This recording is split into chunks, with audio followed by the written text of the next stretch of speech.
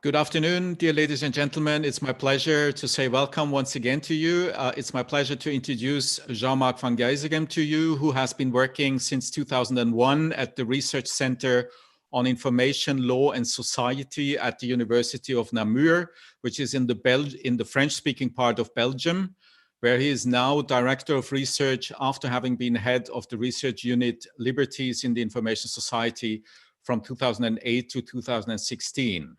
Since November 2014, Jean-Marc has also been financial and executive manager of the Advanced Master in TIC and CRIS vocational trainings, JuriTIC, InfoSafe, DataSafe, and DocSafe. And he is a lecturer in the two last ones. So his specific focus of interest is inter alia also data protection and data protection law. Since 2018, therefore, he has also been appointed a data protection officer by the Brussels Health Network, various social housing corporations, health institutions, and so on. And besides this, he has been working also as an independent legal expert and member of the Board of Practice at Superior Health Council of Belgium and as an invited expert at the Superior Medical Council.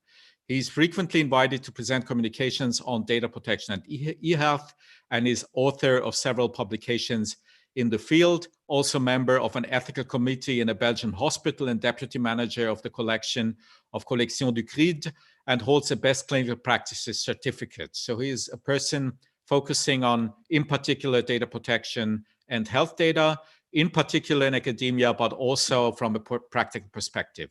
The reason why we know each other is that we worked together in one of the early projects on health data and health data protection, somewhere in the early first years of the 21st century. I'm very pleased to say hello to you again, Jean-Marc. Thank you for taking the time. And the first question is, how is life in Namur at the moment, and how is life at the university in Namur at the moment? And hi again, and thank you very much for the invitation. And in our life, it's going with COVID-19, and the university is very empty because we have no student at the moment inside the university. And it starts at mid-March. Then we have a quarantine in Belgium starting from March 13 until end of June for the universities. And then we really had to change our way to teach because we switched from auditorium to e-learning, and we have to learn how to teach at distance. That was very big challenge for us and for the students also, because it was for both parts it was a challenge. Yeah. So to start with, before this crisis, the typical law studies in Belgium needed 5 years, correct? Yes, it's 2 or 3 backs with bachelors and 2 masters. Yes, and it was just like in many other European countries, in the way that you did some kind of basic qualification in the first 3 years and then some kind of specialization in the master's degree, right? Yes, indeed. Yes, with minor and major. Yes, and this is as it was before, obviously, and then you start to practice at court. And if you want to become a lawyer, what would you need to do? And to start to be alternate law, you need to follow lessons at the bar where you are a member, and you have 1 year of courses besides the practice. And you have a practice at the law firm. Yeah. And this practice is long for 3 years. And at the end of 3 years, you can ask to be alternate law full member of the bar. Okay, and if you want to become a judge, the system would be very different, or would it be the same? Often you start as alternate law, and after that you have exams. And you after the exams you have, if you are a 10 years old lawyer, you go from the exams until directly to be judged. And if you are less than 10 years, if I remember well, you have few years of practice before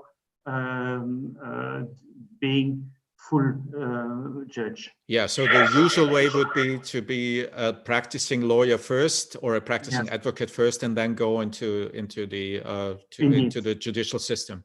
Yeah. And an academic would do a PhD after the master, and then would qualify as a junior professor, or what would be the typical way for an academic?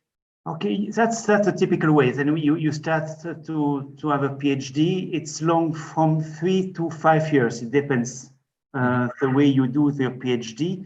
You don't have to be full time at the university. You can be part time. Some PhD lawyers have mid time and doing PhD for the other time. And after that, you can ask to be professor, and if a course it's free of teacher, you ask, and you have a kind of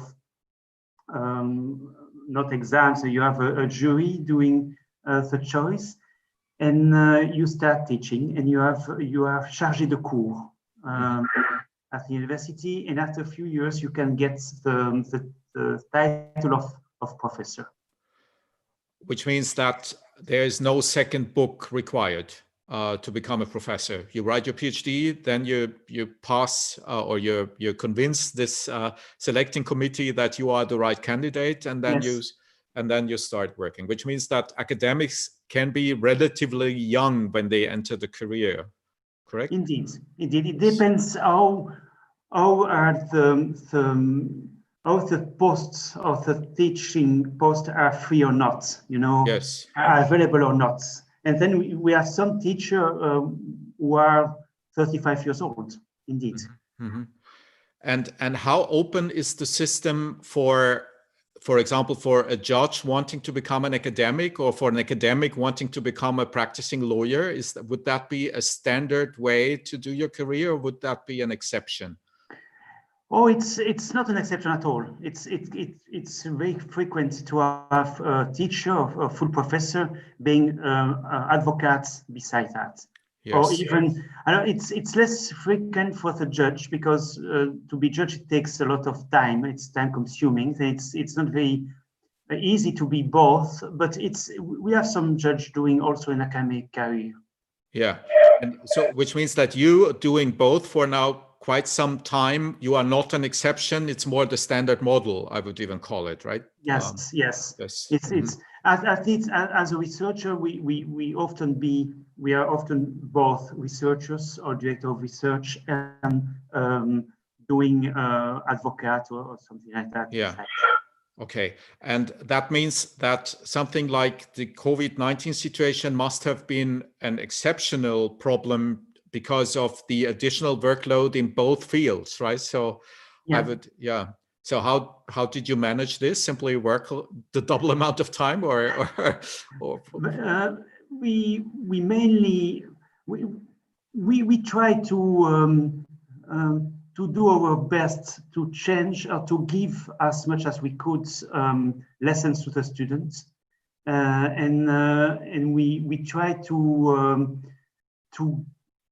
build a discussion online with the students and giving lessons, but it was time consuming. Then we spent the weekend and evening to prepare this kind of switch from one model to another.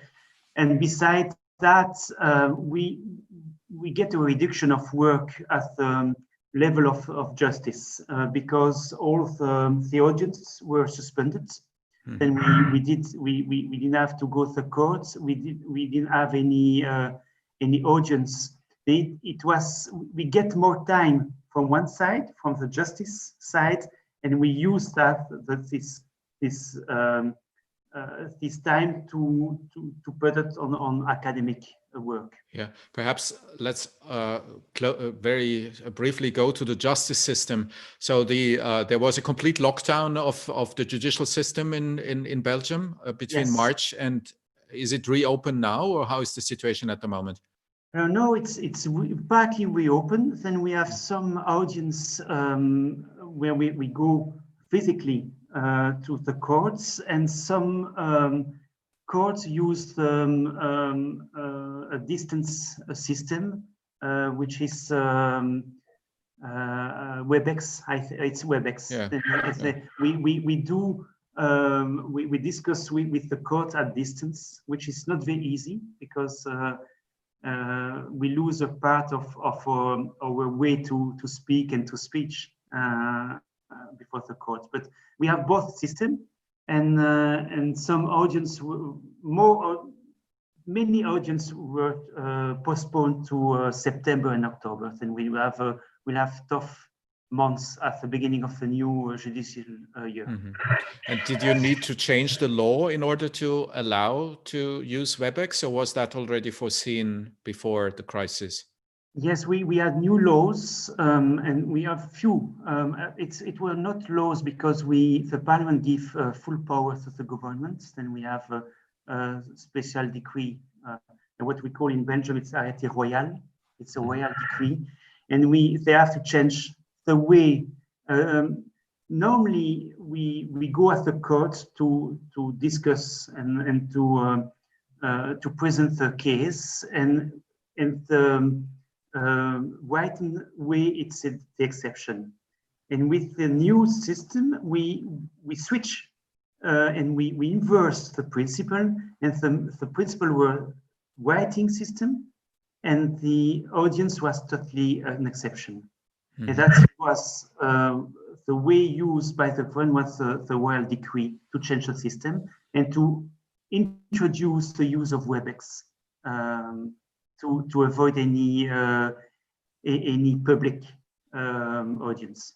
Okay, and is this now the new normal, or is this just a provisional measure until autumn? It was a provisional measure. Then we start, and now we see that we start to have public audience, and we come back to the past situation. So the expectation would be that in autumn everything is more or less as it was before March, or will there be any changes, or it's unclear? It depends on the COVID-19. How it will. If we have a new quarantine or a new high elevation of COVID-19, I think we come back, or we continue the new system with the Webex. If not, we switch again in the previous situation. Yeah. So if Belgium has the choice would be to return to the old system and not to. Yes. Yeah. Okay. And is this also true for the teaching situation at universities? We don't know yet. For sure, next year will be very special, because now we are taking measures for next year, and we'll have a mix between e-learning and lessons, physical lessons, and we have to change our way to teach. Then I think we'll have more papers to write.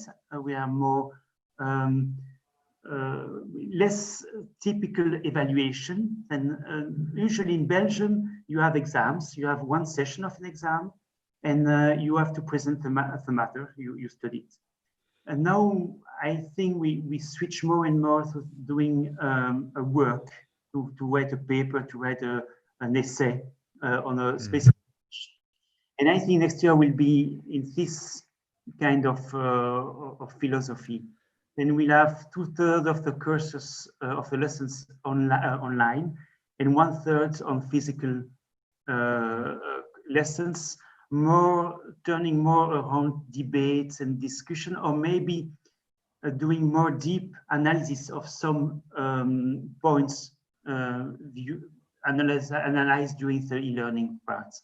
Yeah, I mean, I think that the impact on Belgium must be specifically high because you have this tradition of having all the exams at the end of the year, right? So students normally are expected to go through a period of 2 weeks where they have an exam more or less every day. And how did you organize this year? So then we switch from we put some systems online. Then we had we use Teams, for example, without doing any publicity on the system. But we had oral exams using Teams or Zoom or any other kind of system. And we have writing exams. Then we put the exams online at a certain moment, and all the exams had to be put in the repository at a certain time at the latest. Then we try to give only the time needed for the exams to avoid any cheating and so on. And some system also used anti-cheating system, which is using the camera to check if the student was alone and so on. But it was more we had more very many criticism about this system of anti-cheating, because it was sometimes it was seen as doing invasion in the privacy of the students. And still it was used, or are there any cases pending about this, or was it, I mean, these privacy issues are quite common in these proctored exam systems, and that was one of the reasons why, for example, they were not used in many of the Austrian universities I'm aware of. But yeah, Namur used them, although there were those questions of data protection. No, in Namur we didn't use the specific systems, and we didn't use it because we found other manner to evaluate the students to avoid any privacy issues. We didn't want to start any discussion with the student because we had too short time to prepare the discussion and to expose the system to the students, and we prefer to switch to another system, more secure. So 2 questions on this. The first one is, do you think that everything worked properly, or do your colleagues and you think that the exams were taking a direction that was acceptable? And second question, are you are not considering to keep it like this, if I understood you correctly, right? To do exams remotely. So you also want to return to a system where you, if you can, you do the written exams in presence on campus. For the first question, I think, and we have the feeling it works quite well, and we had quite good feedback from the students. They were afraid at the beginning. We had some troubles for sure, but we tried to give also some rooms for the students to allow them to do exams at the university. Then we made available some computers, because some students didn't have any internet connection, and then we tried to reduce as well as we could the technical issues, and we didn't have a bad feedback from the students. And for the second question, I'm not sure for my part, at least for my courses, I will change my way to make exams. I think we have to think about the best way to evaluate the student, and I found that making papers was a good way to see if they understood the matter or not. It was more flexible for the students. It was more flexible for us also, and I think the student was less stressed about the exam, and the result was quite good. Then I found that it works well, and it allows more flexibility for both teachers and students. And do you have any feedback from the students? Did the students respond on the system in a positive way, or did they criticize that it's more challenging or more random about the outcome? We didn't ask exactly precisely the question, but we didn't have any bad feedback, and when we see the results, they were quite good. They were even better than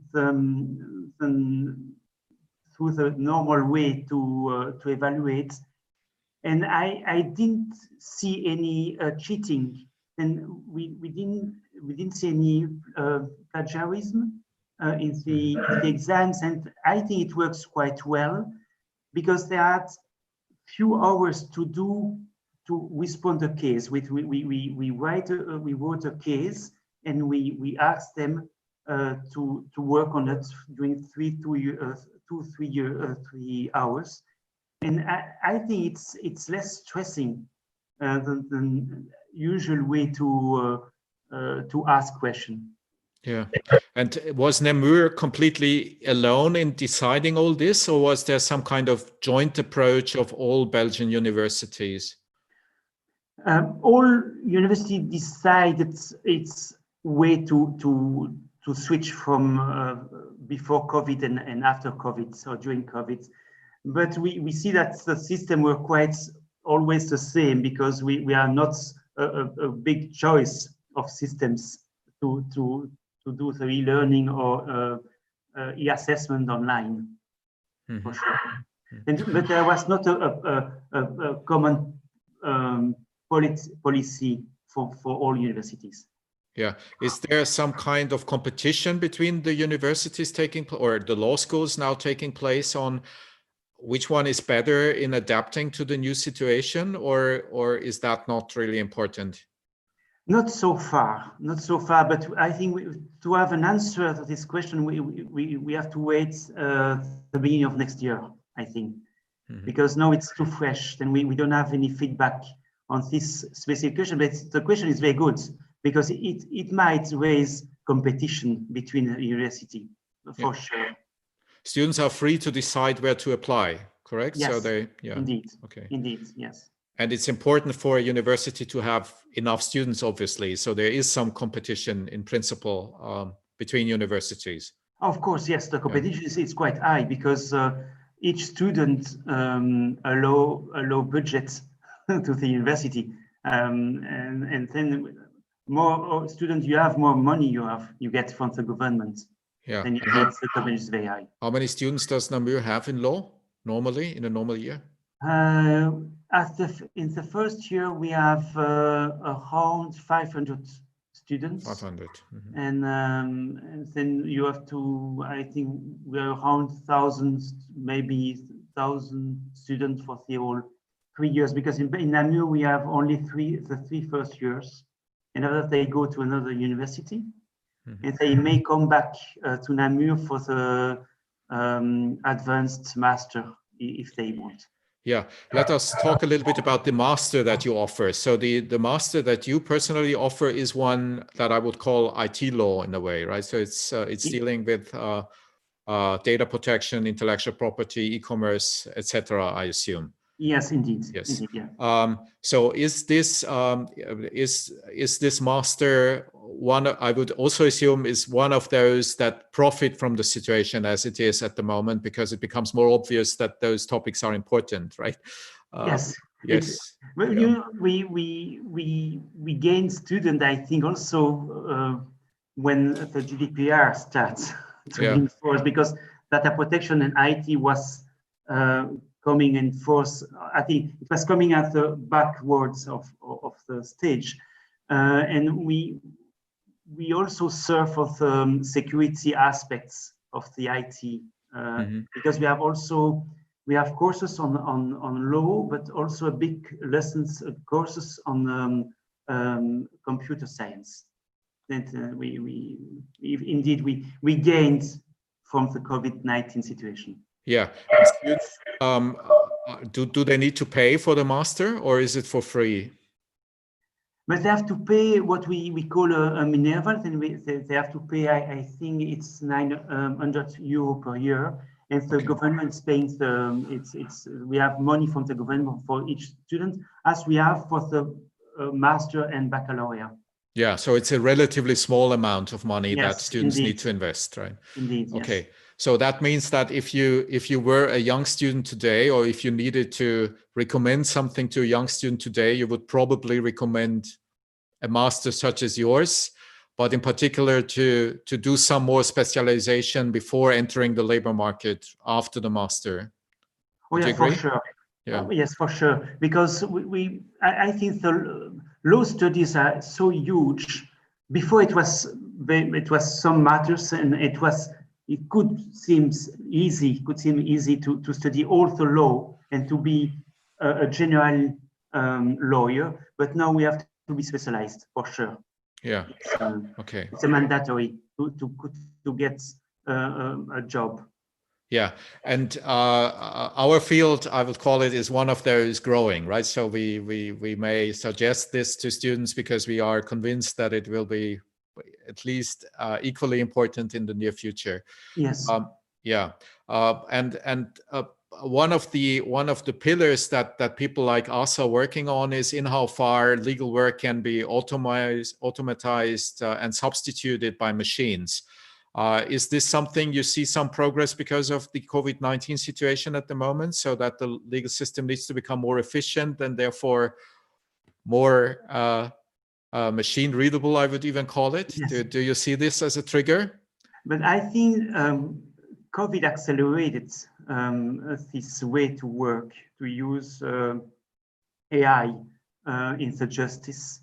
But it's more an help. It helps us to find similar situation in the case laws and so on.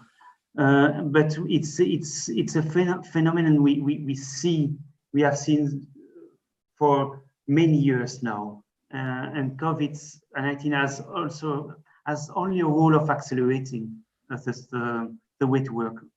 Yeah, so your summary of the situation as it is at the moment would be COVID-19 hasn't changed anything significantly, but it has increased the speed of change.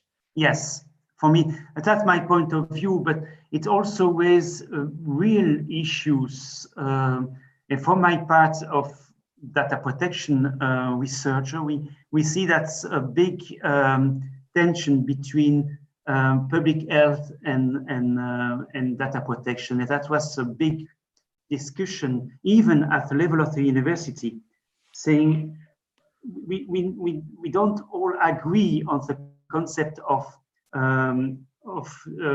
tracing people working during the COVID-19 crisis, because they found it was some people and some academic found it was too invasive in the privacy, and other academics found it was a normal way to try to fight the COVID-19. And you see that it was a big debate in the universities. Yeah, and do you have a working tracing app in Belgium at the moment? And are people? No, you don't. No, but we have a discussion because the government put a project of law doing with a tracing system application. It should be for next September. That's the provision we have. September. But I'm not sure it will work because there is a real adversity from the public on using this application. And the adversity comes from data protection restraints or questions of data protetion? Yes, privacy and data protection. That's yes. Really, they're afraid of the use of the data afterwards. They don't want they don't want to have a switch from a tracing application to a tracking application. Mm-hmm. If they don't want to be under control from the government to see where they go, what they do. And that's the big issue we face.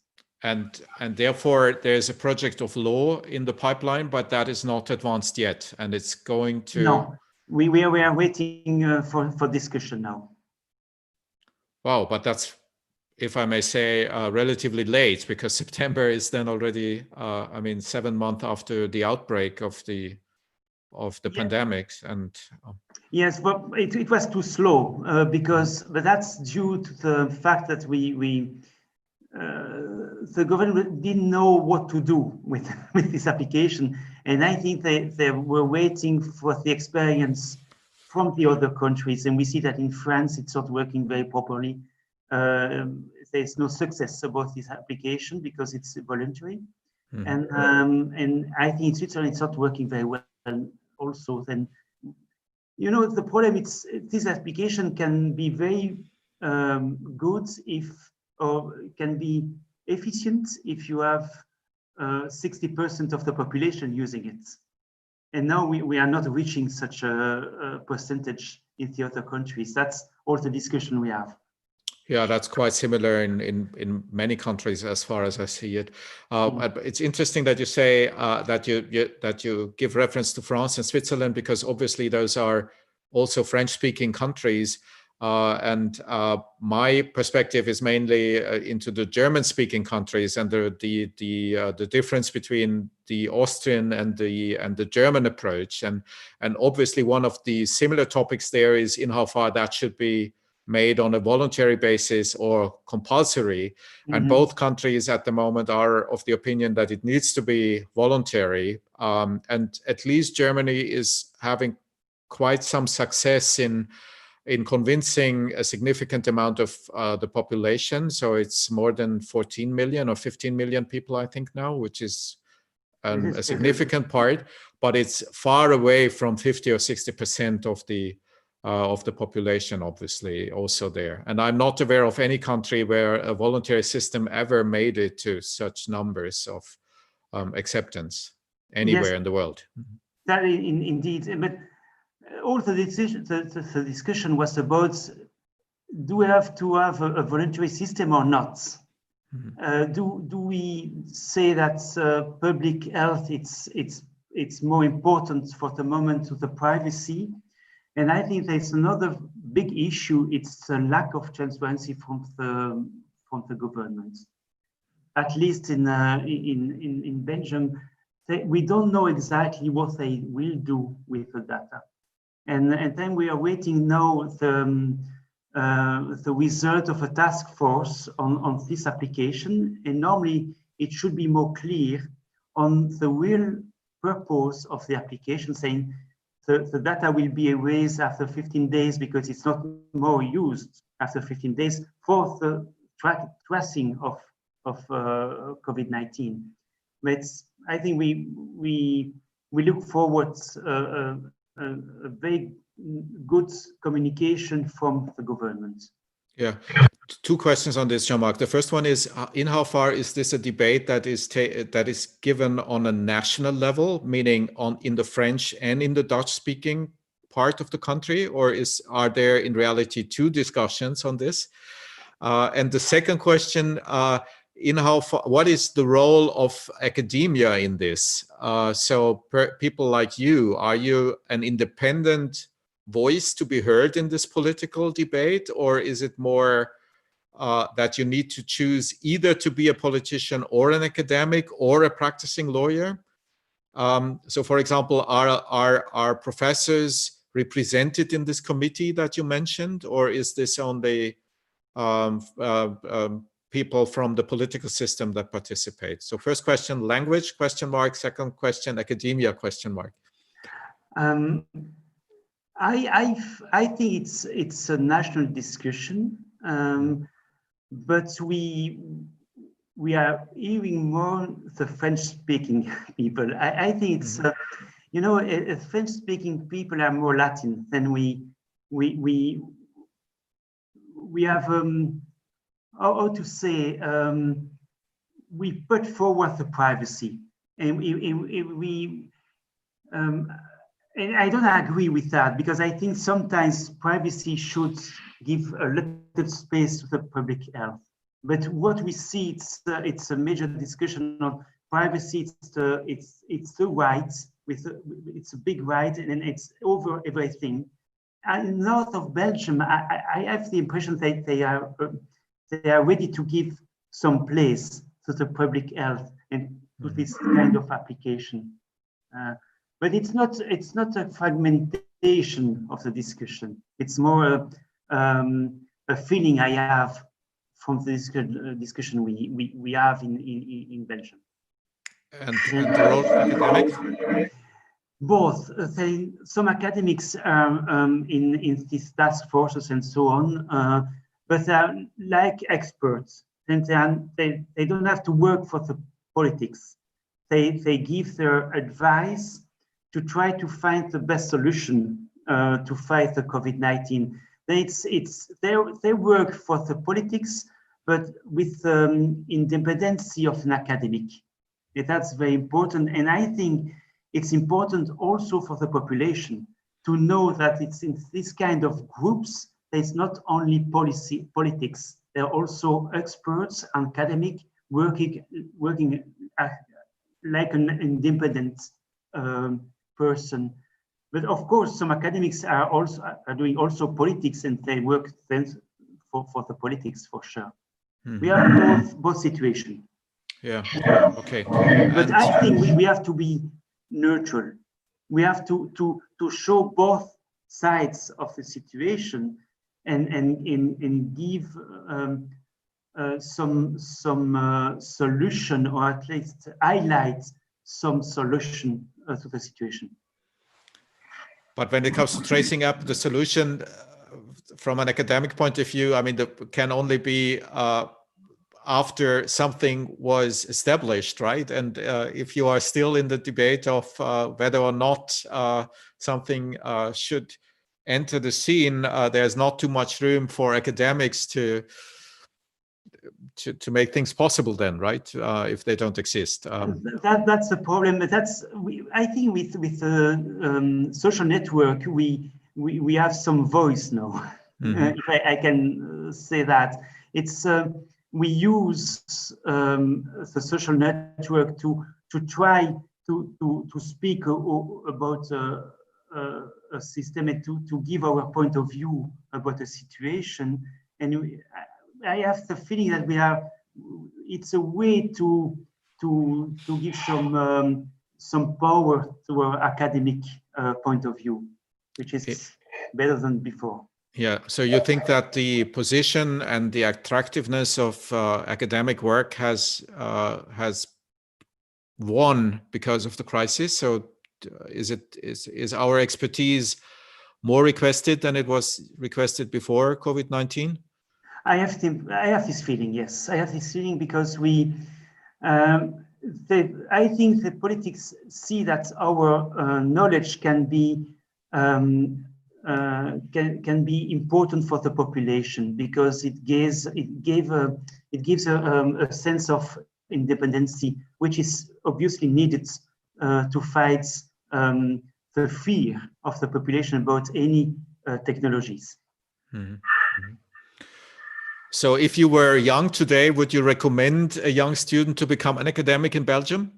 Or would you recommend another way to, or another set of priorities to follow?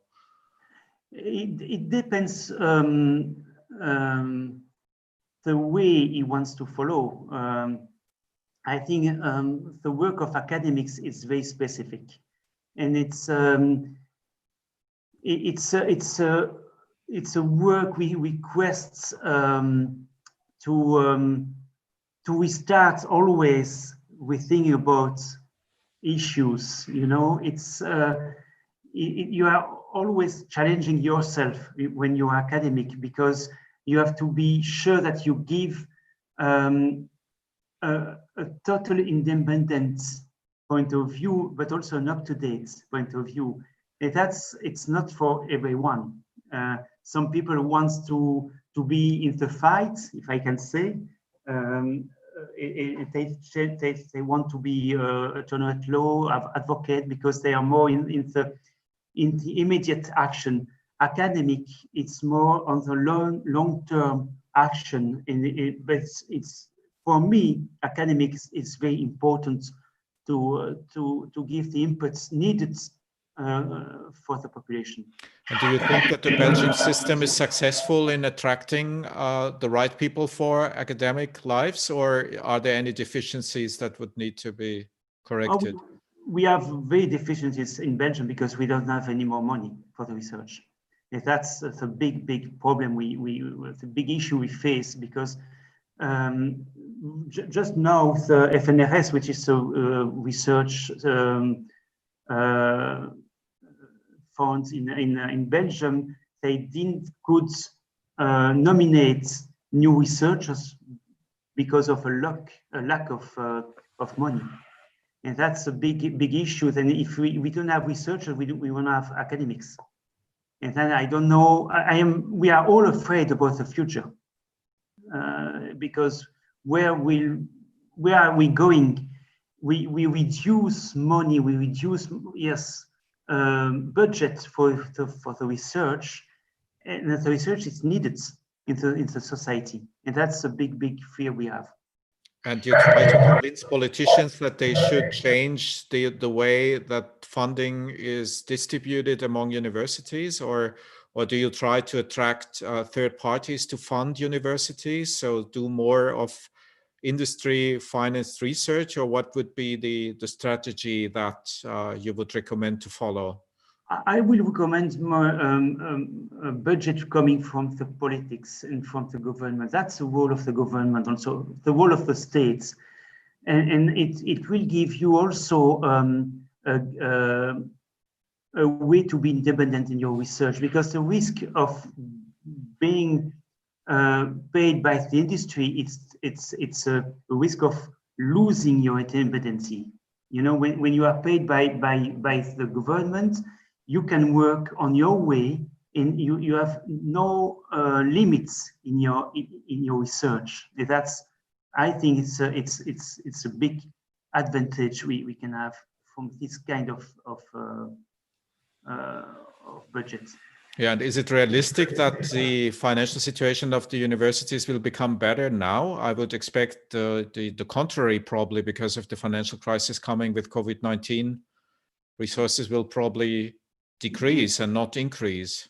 Yeah, that's a problem we'll face in few months.